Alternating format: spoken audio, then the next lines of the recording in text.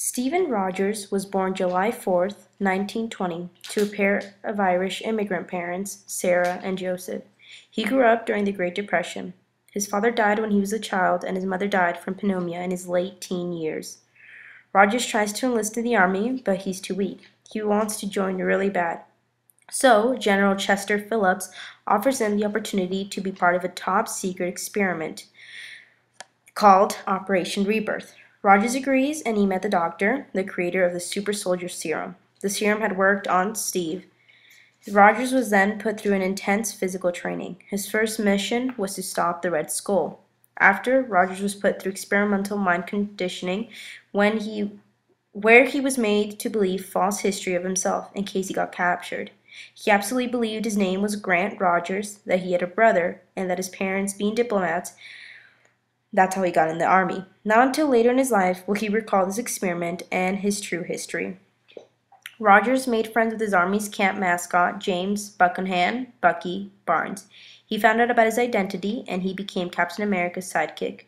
When the U.S. entered World War II, they teamed up Human Torch, Toro, and Namor as the invaders. By the end of World War II, Captain America had his last confrontation with Red Skull, who supposedly had died but didn't. Bucky and Cap tried to stop a bomb. Bucky, while defusing it, couldn't, so it exploded and they were thrown into the ocean. They were both presumed dead. Bucky was secretly retrieved by Soviet operators, and Captain America, due to the super soldier serum, survived, entering suspended animation and freezing in a block of ice. So, many years later, the Avengers found Rogers' body and soon revived the legendary hero. Rogers joined as the first recruit. As a born leader, he would soon enough become the heart and soul of the team. Rick Jones had a huge resemblance to Bucky, so he became Cap's sidekick, and he even wore Bucky's costume. Later, Captain America opposed to letting Rick become part of the Avengers. The first adventure was against Zemo.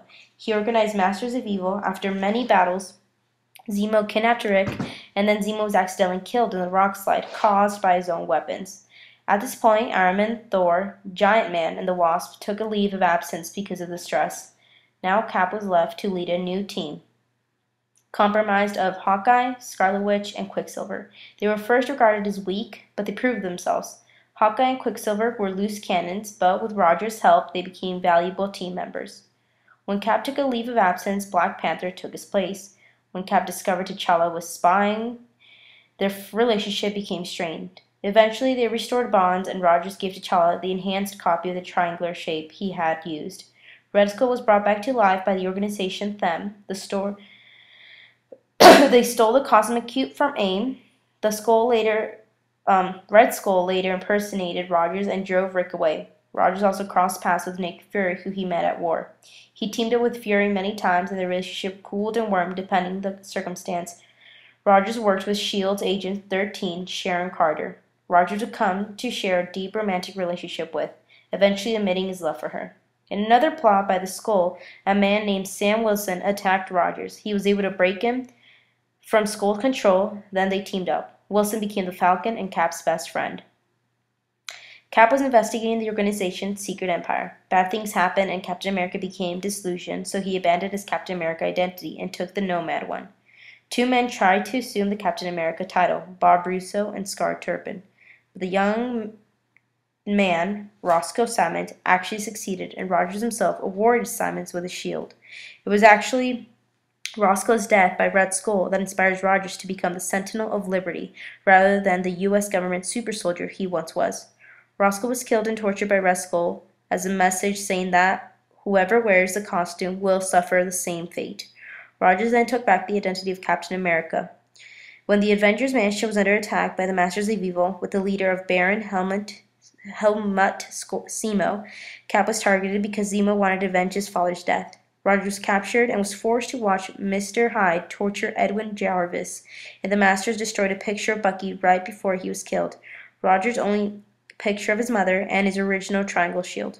With the help of Wasp, they defeated them, and Zemo fell from the rooftop, and Cap tried to help him, but Zemo didn't take his hand, though it was later revealed that he had survived. The commissioner demanded Rogers as an active member of the armed forces to rescue to resume to service. Rogers didn't follow orders of a soldier anymore, especially with the events of the government that led him to become nomad. Rogers again left the identity of Captain America. He surrendered his shield to the new Captain America, John Walker. During this time, he continued adventuring as the Captain.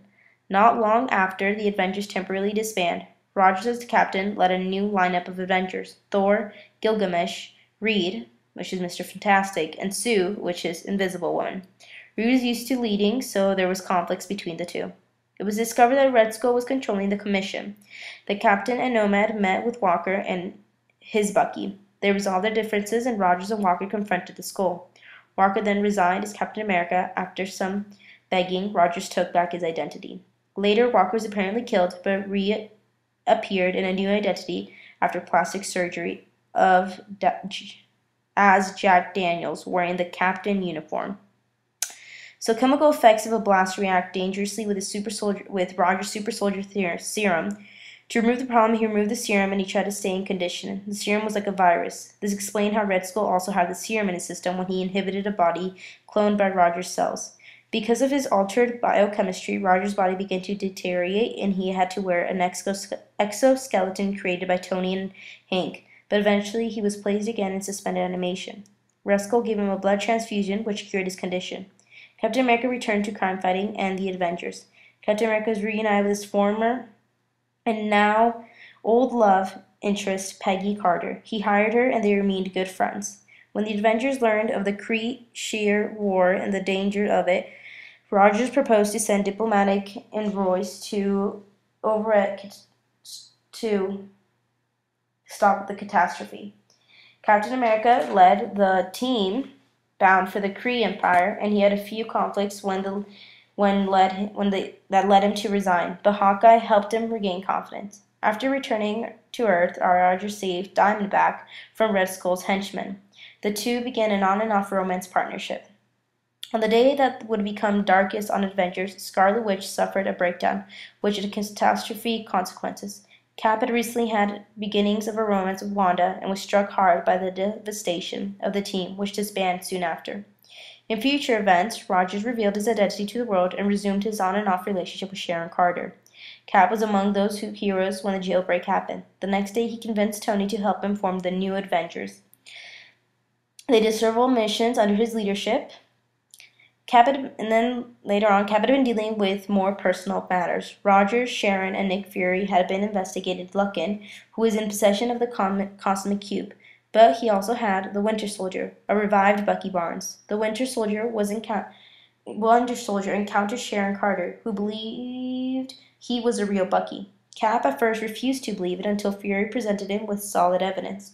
Winter Soldier killed Monroe and caused major devastation. Cap and Winter Soldier fought, and he showed no sign of memory. Cap used a Cosmic Cube to restore his memory, and then Bucky used it to teleport himself to Camp Lee to cope with his past. When S.H.I.E.L.D. suggested the Superhuman Registration Act, Agent Hill ordered Rogers and the Avengers to enforce it. When Rogers refused, he was attacked, but he escaped.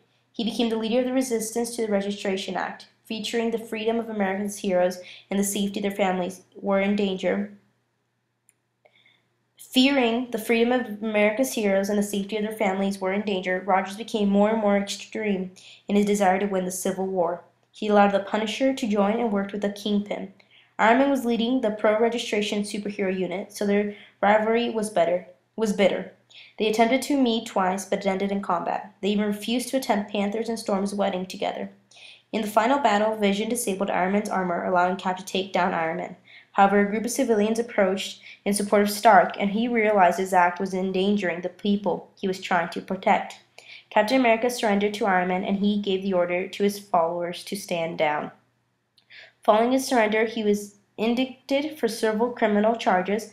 While he was entering the courthouse, Crossbones, with a sniper, shot Captain America in the back. Then, Sharon Carter, being brainwashed, shot him 3 times in the stomach and chest. Rogers was presumed dead. Captain America was given a funeral with a fake body. After his death, his body was taken to S.H.I.E.L.D. Inexplicably, his body had withered back to his original frail state. Tony Stark, Hank Pym, Janet Van Dyne returning his body to where they found him, in a frozen ice. Many people mourned his death, and Bucky and Wolverine swore to avenge his death. Rogers prepared a packet for Stark in case of his death, which contained a picture of him and Bucky and his request to save Bucky and that the mantle of Captain America should continue. Thor communicated with Steve Rogers' spirit on the first anniversary of his death. Thor vowed to avenge his death, but Rogers declined. He claimed there was already too much violence. Thor granted Steve a minute of silence by using his powers to cut off all electronic media in America for 60 seconds. Now, after this, there's more of Captain America's story, talking about him coming back in a way, but they do that with so many superheroes where they die and they come back that I hate that. So if you guys want to see the rest of his story, I guess just let me know and I'll do that. But for now, I'm just going to end it here where he dies at the Civil War because that's where I like it to end. Yep.